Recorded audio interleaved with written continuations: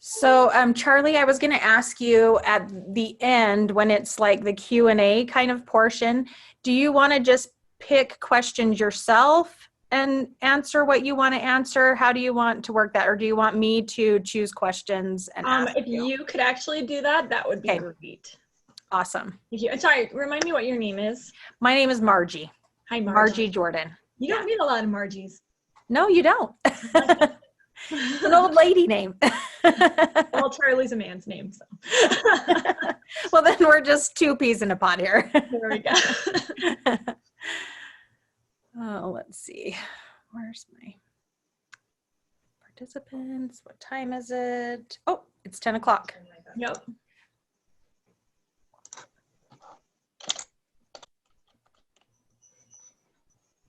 right, I'm going to stop my share here.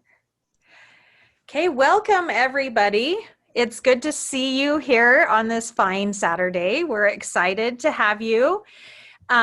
We are excited mostly to have Charlie here with us today. Give her a shout out in the chat while I pull up my information here so that I can introduce how I need to introduce. So first of all, just a quick reminder, don't share your personal information in the chat. Don't spam the chat. Be respectful. If you would like to ask a question, the Q&A tab is in the bottom and you can put your question in there. If you see somebody has a similar question that you want asked, go ahead and like it.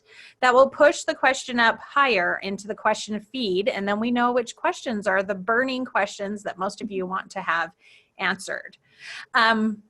Otherwise, this is Charlie N. Holmberg. She's a Wall Street Journal and Amazon bestselling author whose debut series, The Paper Magician, was just optioned by the Walt Disney Company, which that's amazing. Her standalone novel, Followed by Frost, was nominated for a 2016 Rita Award for Best Young Adult Romance. And then her novel, The Fifth Doll, won the 2018 Whitney Award for speculative fiction. She's a board member for Deep Magic eZine, and you can visit her at www.charlienholmberg.com. And I'm going to turn the time. Let me go back into my correct place here. If it will let me log out. Turn that off. All right. Now I can go back to where I need to be so I can make you the host. Why is this not letting me? Can you come and help me here? Okay, there I can go. I gotta do some IT. It's good now. Okay. All right. We'll turn the time over to Charlie. Thank you. Okay, can you guys see like just my screen? Like, I mean, my presentation. Let's see. Woo-woo. They say yes. Okay, awesome. I'm like, I don't want you to see my notes. I want you to see my presentation. Okay, so let me just move a few things around right here, like my face. Okay, so welcome to Why Romance, the class where I aim to convince you guys that the romance genre is amazing and you should all consider including at least a little bit of it in your projects. And you can write romance without being labeled as a romance author, though claiming to be one will get you out of jury duty in the future. I know from experience that this will happen. All right, so moving on. What is romance? Well, romance is classified by two things. According to the RWA, or the Romance Writers of America, a romance must first have a central love story, and second, have an emotionally satisfying and optimistic ending, also known as a happily ever after. A central love story means the main plot centers around individuals falling in love and struggling to make the relationship work. A writer can also include as many subplots as he or she wants, as long as the love story is the main focus of the novel. A happily ever after means just what it sounds like. Our lovers who risk and struggle for each other and their relationship are rewarded with emotional justice and unconditional love. You cannot have a romance that has a sad ending. That is a tragedy, not a romance.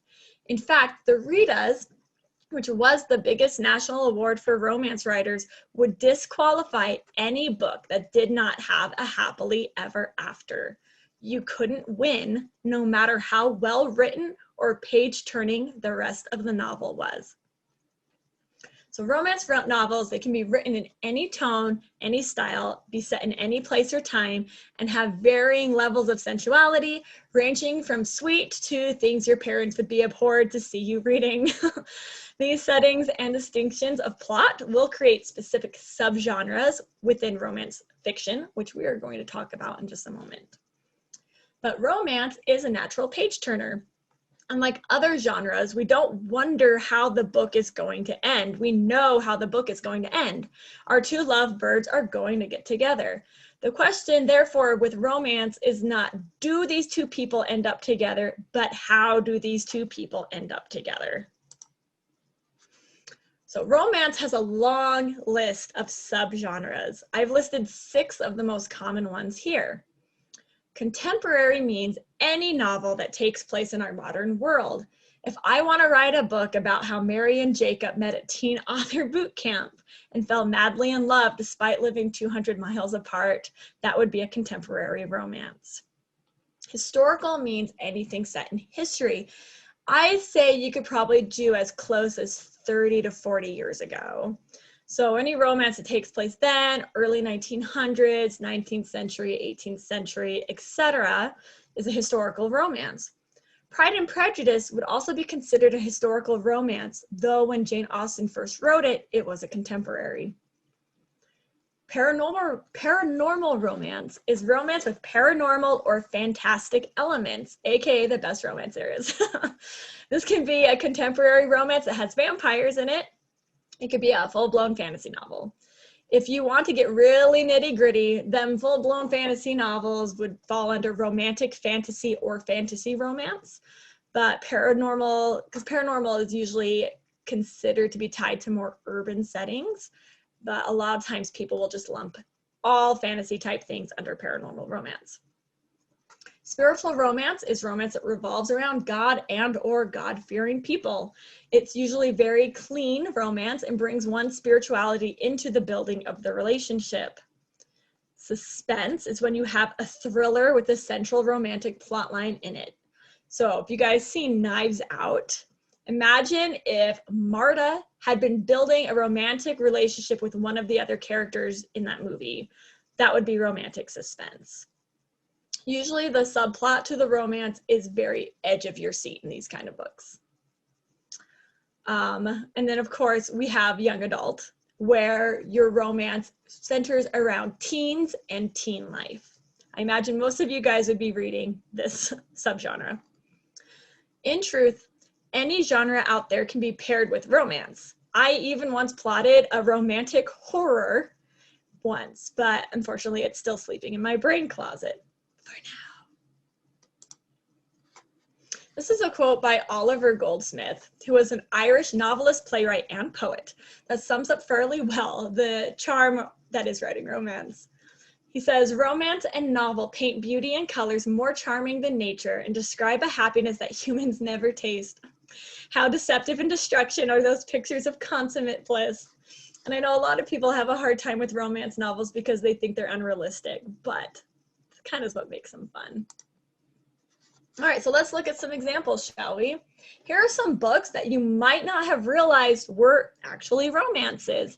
We have Cruel Beauty by Rosamund Hodge, Howl's Moving Castle by Diana Wynne Jones, and Poison Study by Maria V. Snyder. Here are some books you definitely would know are romances. Eleanor and Park by Rainbow Rowell. Some of you guys might not have heard that one, but I'm sure all of you have heard of Twilight by Stephanie Meyer, especially because she just released a new book in this series. Definitely romances. Okay, so let's take a look at last year's bestsellers. This isn't a comprehensive list. This isn't every bestseller from last year, but it's a lot of the top ones taken from the YA Goodreads Choice Awards and from the New Yorker.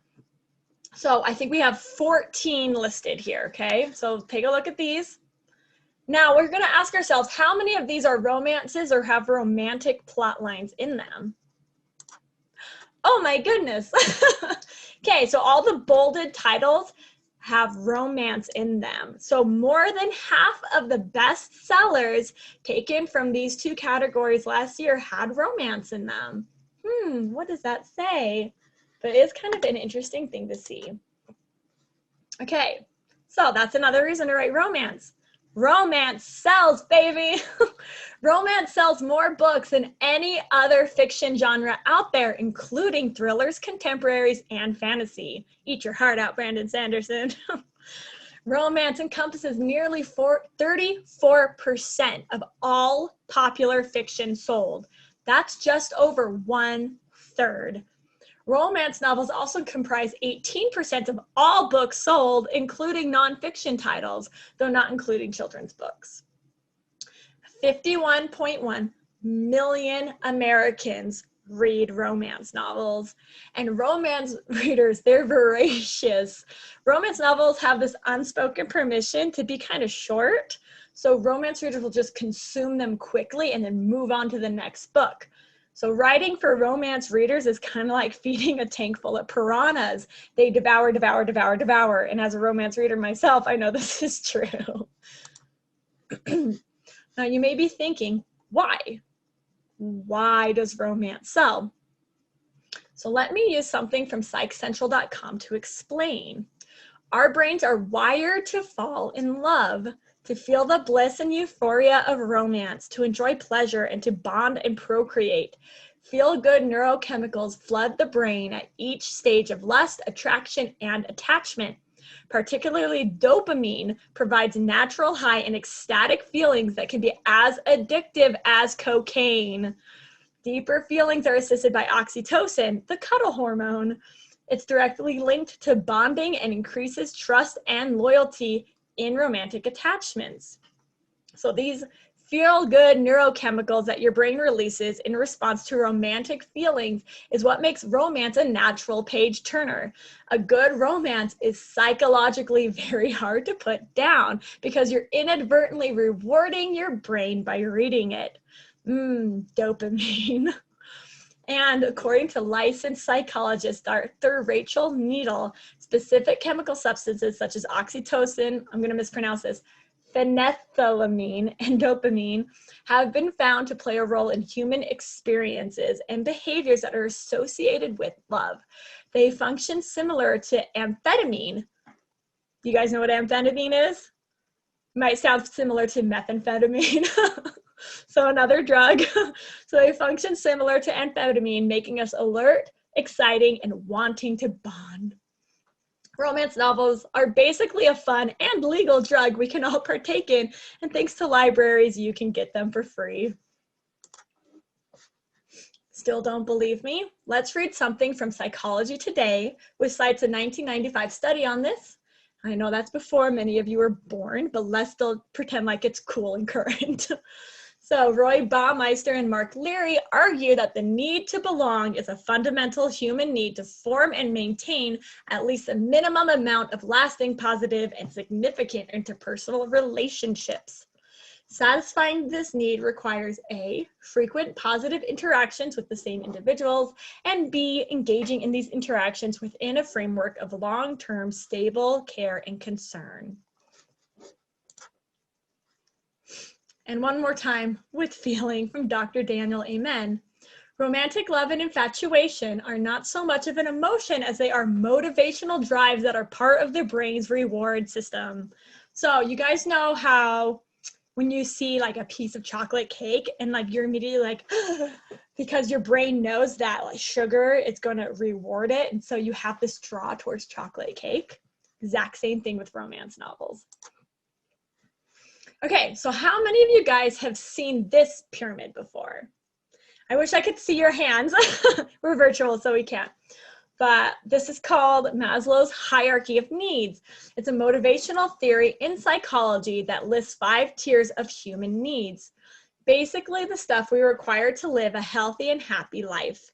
The lower in the pyramid you go, the more essential the need is. Now we're going to take a water break. So starting at the bottom, we have physiological needs, or the things you actually really need to do or you will die. These are things like eating, drinking, sleeping, breathing, and pooping.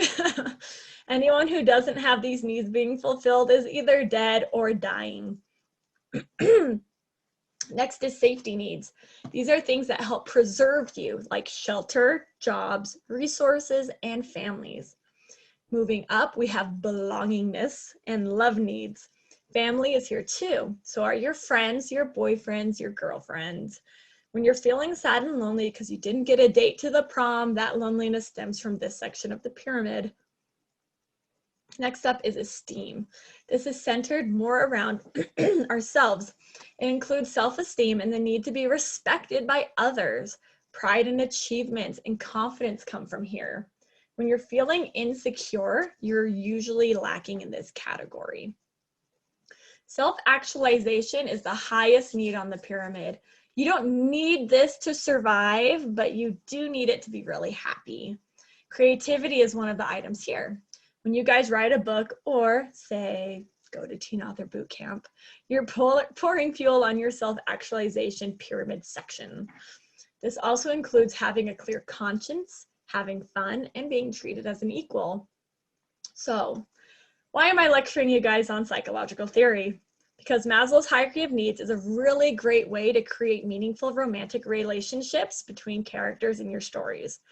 Often people seek out a relationship because that relationship fulfills a need they have. They look for someone who can pour fuel into a need they're lacking in, just as they can pour fuel into a need their partner may be lacking in. So let's look at some examples. Most of you guys know Jasmine and Aladdin from Disney's Aladdin. So what is it that Jasmine is lacking? What does she need? Let's think about that for a second. Jasmine needs freedom. She's been cooped up in the palace her whole life and isn't allowed to leave. This is totally crushing her self-actualization and her self-fulfillment needs. Then she meets Aladdin. Aladdin has no worldly ties whatsoever. He can go wherever he wants, and he has a flying carpet to boot. So Aladdin is able to fulfill Jasmine's needs, making him a very good boyfriend for her. Okay, but this is a two-way street. What is Aladdin missing? I know I can't actually call on any of you, so I'm just telling you. He has zero financial security. Boy has to steal just to eat. So his second tier or his safety needs are in a lot of trouble. Jasmine is a princess. That means that Jasmine has lots of money, which allows her to fulfill that need in Aladdin. Because of this network of need and fulfillment, these two make a really good couple, though don't date someone just because they have money. Okay, so let's look at House Moving Castle, originally by Diana Wynne Jones, but we're going to specifically look at the Studio Ghibli animated version. So Sophie is lacking in esteem needs. She has very little self-esteem and confidence. Excuse me. And it just so happens that Hal is very confident and quick to reassure Sophie whenever she doubts herself. He even provides Sophie with an outlet to discover who she is so she can actually learn to fulfill her esteem needs on her own. Meanwhile, Hal is a bit of a coward. He needs a backbone and courage, and Sophie's no-nonsense attitude provides him with that, and again, gives him opportunity to develop it himself. By being together, they actually become better, rounded, and independent people who can love one another without being dependent on one another, which is a very good thing in a relationship. I'm not going to preach to you guys about codependency, but look it up. All right, finally, let's look at the good place. So Chidi is suffering in two categories, love needs and esteem needs. He desperately needs somebody to ground him, someone who can help him rebuff his anxieties. Eleanor is a no-nonsense realist who understands herself well and knows what she wants. She's also very honest and will give it to Chidi straight. Meanwhile, Eleanor is suffering with her self-actualization, especially when it comes to her moral compass. She has a hard time making selfless decisions, and it just so happens that Chidi is an ethics professor who can teach Eleanor the difference between good and evil and help her stay on the straight and narrow. Again, it is the needs of the characters and the fulfilling of those needs that make their relationship strong. When putting together a romantic coupling in your novel, consider glancing at the Maslows Hierarchy of Needs to show how your characters can literally complete one another. All right, so all fiction has tropes. A trope is a common or overused theme or device. Common ones you might have seen are maybe the main character is the chosen one, bad guys wear black, love triangles. Sometimes all three will be in the same book or movie. And tropes are tropes because they are well loved. If you get stuck with planning out a romance plotline, you can take a look at romantic tropes to give you a good idea. I also recommend visiting the website tvtropes.com, which is basically a database of every trope known to man. And so you can play around there and see a lot of common tropes and then maybe even get ideas on how to make those tropes a little different. So here are some very common romantic tropes. Love triangles, probably one of the most common romantic tropes. So love triangles is your main character has two different love interests to choose from. You've definitely seen this trope in books like Twilight by Stephanie Meyer and The Hunger Games by Suzanne Collins. Secret billionaire is actually so common that it's its own subgenre of romance. This is when the main character starts dating someone having no idea they make a crap ton of money. Friends to lovers is exactly what it sounds like. The couple starts out as friends, then they realize they're mad for each other and start dating. This is the case with Catching Jordan by Miranda Keneally and Anna and the French Kiss by Stephanie Perkins. Enemies to lovers is the opposite of friends to lovers. The characters initially hate one another and hate turns to love. Daughter of the Pirate King by Trisha Levenseller and The Wicked King by Holly Black are good examples of this. Fake relationship, where, for whatever reason, someone has to pretend to be another's significant other, only to end up actually falling in love with them. You can see this trope in Fake It Till You Break It by Jen P. Gwen and Adorkable by Cookie O'Gorman. Stuck together. Two characters are forced to be in the same space by outside circumstances, and as a result, they get to know one another and fall in love. You'll see this in The Traitor's Game by Jennifer A. Nielsen. So forbidden love is one of my favorite romance tropes. This means that while the characters love each other, there's a really big reason for why they can't be in a relationship. And we're going to talk about this more in a couple slides. But you can see this trope in books like The 100th Queen by Emily R. King and Shatter Me by Tahira Mafi. The second chance romance trope refers to people who were in a relationship, broke up, and are now getting back together. These tend to be more popular with older audiences, especially because they often deal with long-term relationships and divorce, which, young adult audiences don't usually have experience with just because of their age. So it's so much appealing to older audiences that I actually couldn't really find any examples of young adult books for you guys. The closest I could get is Daughter of Smoke and Bone by Laini Taylor, but does it fit into this trope? Yeah. Okay, finally, soulmates. This is the idea that characters are predestined to fall in love. They're meant for each other. Examples of this are Breaking Dawn by Stephanie Meyer and Soul of Smoke by Caitlin McFarland. So, don't want to write an all-out romance novel? Guess what? You don't have to. Romance makes for excellent subplots, otherwise known as secondary stories within the primary one. Romantic subplots are a great way to explore character, especially because relationships tend to make a person more vulnerable. Romantic subplots can give you an excuse to dig deeper into your characters and really turn them inside out. Romantic subplots can also tie in with the central plot, meaning that the things your characters are doing that relate to their relationship may end up having an effect on the overall story. For example, The Scorpio Races by Maggie Stiefvater, one of my favorite books, is about two characters, Puck and Sean, who are both desperate to win a dangerous horse race, both for their own reasons. But because a romantic subplot brings them closer together, they behave differently in the race than they would have had their hearts not been involved. The romantic subplot ultimately affected the climax and therefore the end of that book. But that book wasn't specifically a love story. A romantic subplot can occupy your characters in between central plot events. Maybe you just had a big fight with the villain and you need time to pass before your next big fight with the villain. While you're waiting, why not have someone realize that they're getting a crush on their bodyguard, or confess a secret from their past that the heroine can completely relate to, or just make out? You know, there's all kinds of stuff that you can do. All right, give me 1 second. I am getting over a cold, if you can't tell from my voice. So we need to take a little breaks. Okay, so you guys are probably familiar with at least one of these, okay? We have The Dragon Prince, The Hunger Games, Divergent, and Anne of Green Gables. All of these books have romantic subplots in them. They're not romances, but they have very strong romantic subplots. And guess what? They all sold very well. Okay, so let's talk about the secret sauce to page turning. In any genre, the thing that gets the story going is conflict.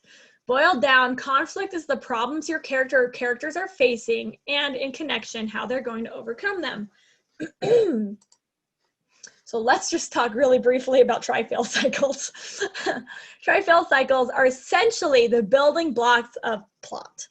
You have a hero. Hero faces a problem. Hero reacts to the problem. Hero takes an action to solve the problem. Hero encounters trouble and fails to solve the problem. Thus, the cycle begins again, and the hero has to try a new way to solve the problem until the problem is solved. And then a new problem arises. It really is just so beautiful.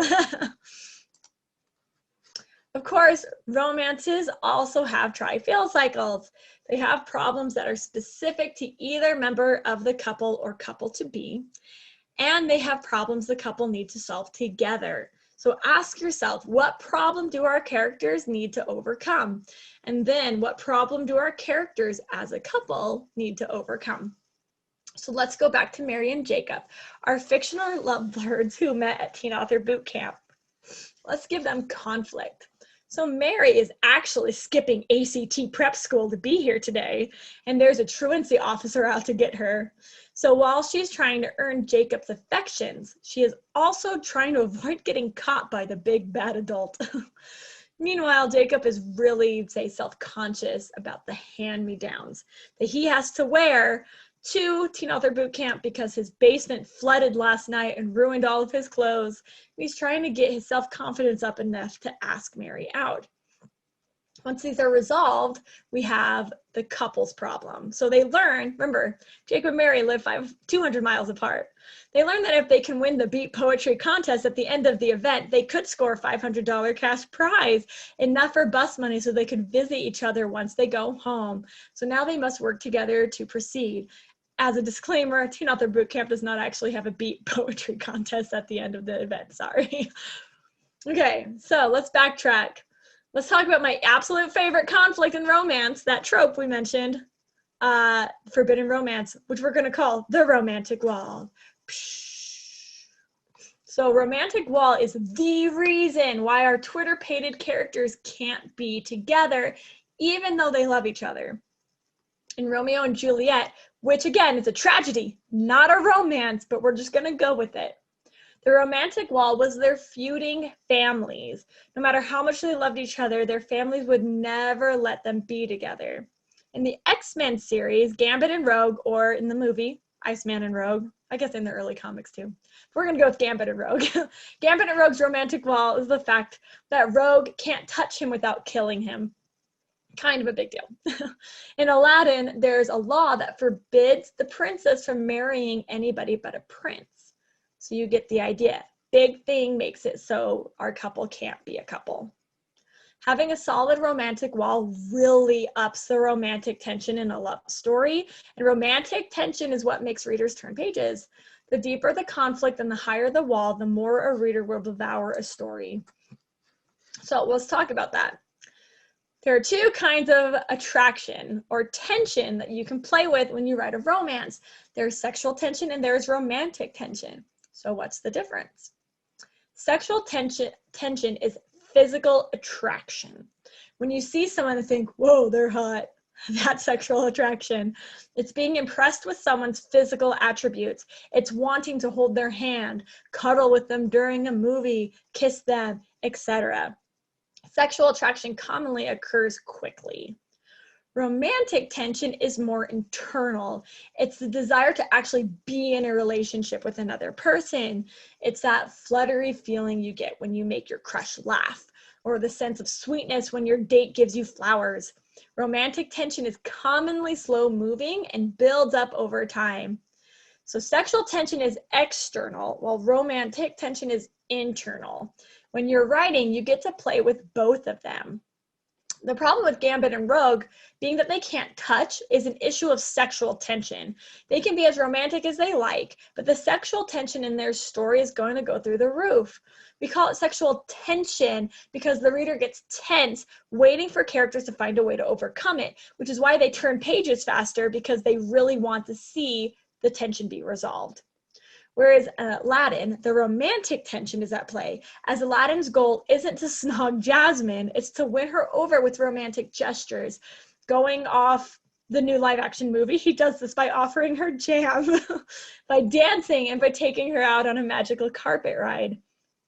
So the beats or plot moments of sexual tension might start with, first, noticing somebody is attractive, then brushing their hand when you both go for the same donut, then seeing them in a cute outfit, holding their hand for the first time, putting your arm around them at a movie. Perhaps it ends with a first kiss. Beats for romantic tension are a lot less specific, which means you can get pretty creative with them. Romantic tension beats will be heavily dependent on the characters, their personalities, and their inner desires. Perhaps it starts with offering to help someone with their math homework. Then you bring them their favorite treat when they're sad. And as a bonus, you impress them by knowing what their favorite treat is. Then maybe you stand up for them during a confrontation, and so on. Romantic tension beats culminate when the character or characters fall in love with a person because of who they are, not because of what they look like. So play around with both of these kinds of tension to really make your romantic wall spark and your romance spark. Don't forget romantic walls. Okay, so I've totally convinced you guys to write romance. But let's be honest, if you're just willing to read one, like, I'll be happy. So you might be asking, okay, romance, where do I start? First, get to know your characters. Really dive into them. And I'm not talking about like what their hair and eye color is or what they eat for breakfast. Figure out their passions, their fears, their motivations, their desires, and their secrets. Really, any good book, everybody has a secret. The more you get into their heads, their hearts, and their souls, the more you can torture them. And torture is conflict. And conflict makes for great stories, regardless of whether or not they involve kissing. Understand what your character needs. Bust out Maslow's pyramid. You can Google that. Okay, Maslow's pyramid, it'll come up. There's a ton of graphics on it. Explore their home and life goals. Discover what they're aiming for and what they're willing to do to obtain it. Figure out how their potential love interest might be able to help them.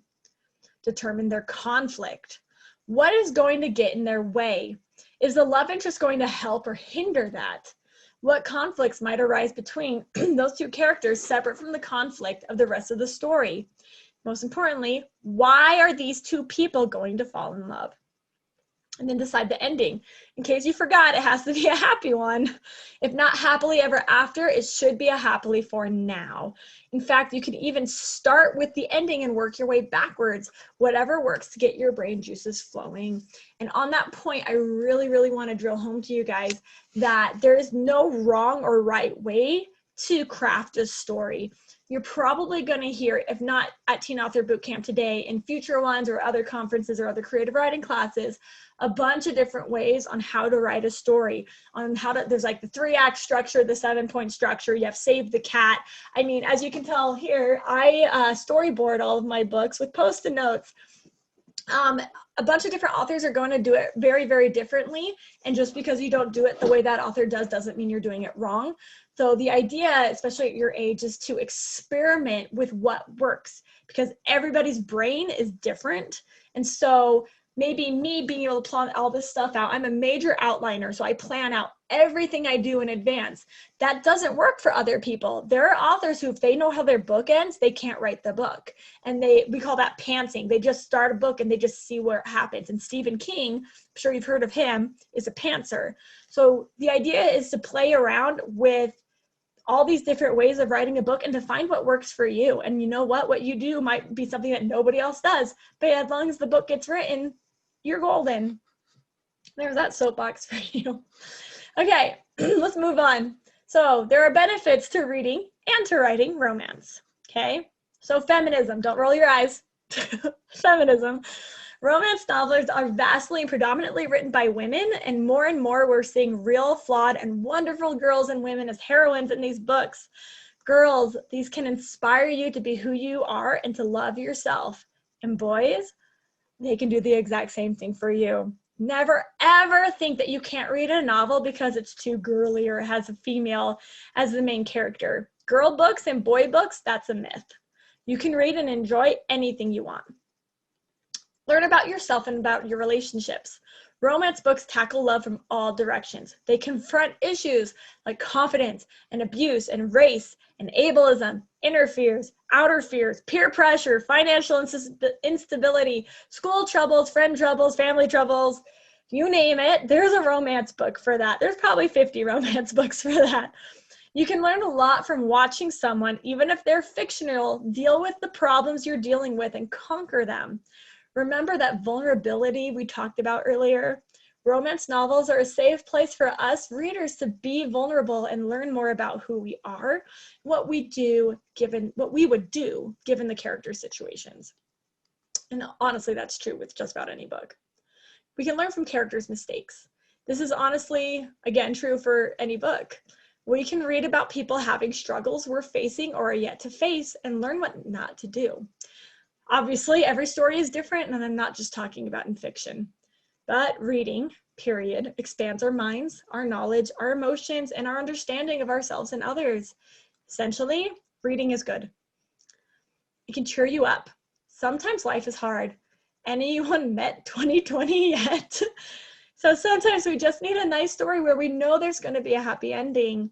Romances, again, always have happy endings.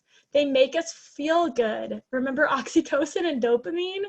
So next time you need a break or an escape, consider picking up a romance novel. Community. You might recall that I said there are 51.1 million romance readers just in America alone.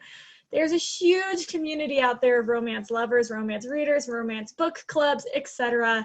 Online or in person, it's really easy to connect with people who love what you love. And so it's easy to build friendships that way. I mean, you guys can even just look in the chat. Everybody's here for romance. All right, so I want to share with you guys some of my favorite young adult books that have romance in them. I apologize in advance because all but one of these are fantasy novels. I am a fantasy writer, which is my excuse, though admittedly, when I do read non-fantasy romance, it does tend to be with older characters, not with YA. So that said, let's move on. Cruel Beauty. I freaking love this book. I actually own this book. Which sounds funny, but you know, when you love a book enough to buy it. Cruel Beauty by Rosamund Hodge is a twist on a Beauty and the Beast fairy tale. It's about a teen who's betrothed to the evil ruler of her kingdom since birth, and she's going to go through with the marriage, but she plans to kill her husband and free her people. But the man she's married to is more than he appears. Eleanor and Park by Rainbow Rowell is a sweet story about a misfit and the guy who sits in the back of the bus and how they get to know each other beyond appearances and fall in love. This one is not fantasy, so this is my one contemporary. Though I think this takes place in the 80s. So I wonder if God, is this historical fiction? Am I that old? Content warning though, there is a lot of swearing in this one. Where's my mouse? Oh no, oh, okay. So The Shadows Between Us by Tricia Levenseller is about a power-hungry young woman who plans to woo the evil king in order to take his crown for herself, except she may also be falling in love with him. This is really great because this is literally a love story about two villains falling in love. Like, the hero is actually a villain too. So it's very, very clever. Okay, Wildwood Dancing by Juliette Marillier. It's a spin on the 12 Dancing Princesses fairy tale. So it's about a girl and her faithful frog companion who discover a portal into the Fae realm where they dance every night, only her sister is falling in love with a Fae man and their cousin is taking over her house and her home while her father is away. Shades of Milk and Honey by Mary Robinette Kowal is technically not a young adult novel, but that doesn't mean it won't make for a really good read. Essentially, this book is Jane Austen with magic. So if you guys like Pride and Prejudice, the movies or the book, you'll like this. The woman in this story is considered well beyond marrying age. I think she's 28. And has to use her glamour magic to save her family's honor. And of course, there is a man involved. Now, just because the characters are older does not mean that a teen reader can't enjoy this. I really do think that you guys would, which is why I included it. And it's very clean, so you don't have to worry about your parents getting mad. Okay, Winter Song by S.J. Jones. I actually got to blurb this book. So this is about a young woman who wants badly to be a musician, but since she's female, that dream is out of reach for her until she falls into the realm of the Goblin King, who wants her music more than anything else. All right, so since we're finished talking about romance, let's talk about me. These are a bunch of books I wrote. All of these books have romance in them, okay? This one especially. That one, Wilma Wild, is my most recently published novel. It is a romance. I would say there's a romance before it is a fantasy. All of these books are also fantasies. That one has 12 kissing scenes in it. I'm very proud of it. I don't know if you guys can see my mouse. So this one, Veins of Gold over here, it's also pretty strongly primary romance. And then the book right next to it, Followed by Frost, is a book that was a finalist in that Rita category, in the Rita contest that I told you guys about. So all of these books have at least some romance in them, some more than others. So if you want to read something that I've written, there you go. It's all on the screen. If you guys want to look me up, if you want to DM me, talk to me, whatever it is, here are all the ways that you can do it. So my social media handle is the same across Instagram, Facebook, and Twitter. Those are the ones I'm on. It's CN Holmberg. I am on Instagram more than the other ones. That's just my favorite one and the least of three evils, in my opinion. You can also find me at charlieannholmberg.com. I do have a contact there if you just want to email me directly. I also have for aspiring writers, so writer's tips on there. I have a little video, my hair looks real weird in it, where I talk about how I do this if you want to see more about these sticky notes. And on Instagram, at least for now, I am doing a Writer's Wednesday. So every Wednesday I post a writing tip. So if you want to go check that out, CN Holmberg. And that is the end of this. So we can do questions now. I don't know if Margie, if I'm just going to magically hear your voice or if I need to close out of it. Can you hear me? Yes, I can. Okay, perfect. Let me hurry and turn my video back on. And we will do some questions. Okay, so let's start with what we have in our Q&A box. So the first question, really good. It says, do you have any tips on how to subvert tropes? Oh, God. That shows that you're smart just asking that question. Okay, yeah, so how to subvert tropes. So tropes, so again, tropes is like this thing that's very, very commonly done, almost kind of like cliches. That are kind of like an expectation, or sometimes they get used a lot. So you have an expectation. So a really good way to do it. So you take a trope and be like, okay, let's see, what's a good trope? I don't want to do love triangles. Okay, bad guys wear black. Okay. So what you want to do in your story is you want to do the opposite of what that trope is. So bad guys wear black. So I'm going to have my good guys wear black, but a really great way to subvert it is to foreshadow it as though you're not going to. Does that make sense? So I'm going to write, oh, for example, here's a great example. Men in Black subverts that trope, right? Because the guys in black are the good guys. Whereas Star Wars does not subvert that trope. That is very much the bad guys wear black. So what you could do is like, here's an example, just off the top of my head. You're writing a book and this character sees these guys all wearing black following her, and she's freaking out and she's like trying to run away and get away from them, and they're still following her, and she's like, oh my gosh, these guys are gonna get me. And then when they get to her, they're like, hey, this guy's after you, we're here to help you. Okay, so you just subverted that trope. Oh, the guys in black are the good guys. So a really great way to do that is to write / foreshadow as though you're not going to subvert that trope, and then subvert it, do the opposite of what that trope expectation is. I can actually recommend a book for this. So Joanna Ruth Meyer has a book called Echo North, which I loved. And I started reading this book, and I was kind of getting close to the 50% mark. I'm like, I know exactly how this book is going to end because of all these tropes in it. And then literally like right halfway through the novel, whoop, nope. I was convinced I knew how that book was going to end, and I did not. She totally subverted my expectations and did a fantastic job. So if you want to see it in action, I recommend Echo North by Joanna Ruth Meyer. So another question is, what initially made you decide to like become a romance writer? That's actually, I've never really stopped to really think about it. I just like my way I'm wired, my personality, I really love romance. Like I'm one of those people that like, I moved out of my house the day after I graduated from high school, and I went to BYU hoping that I'd like fall in love and get married at 18, which I'm really glad didn't happen. But like, I've always like wanted that. And what's really funny actually is that when I was, in my late teens, early 20s, I actually wouldn't read romance. I've always loved romance because it just spoke to me. I'm a romantic kind of person, but I wouldn't read romance because I was convinced I was never going to actually be in a relationship, and it just depressed me. But now that I'm in a good relationship, married with 2 kids, I just love romance. I wish I could explain what it is. It really is kind of a hard thing to explain. It's just, I just connect to it. And there are some people who just don't connect to books.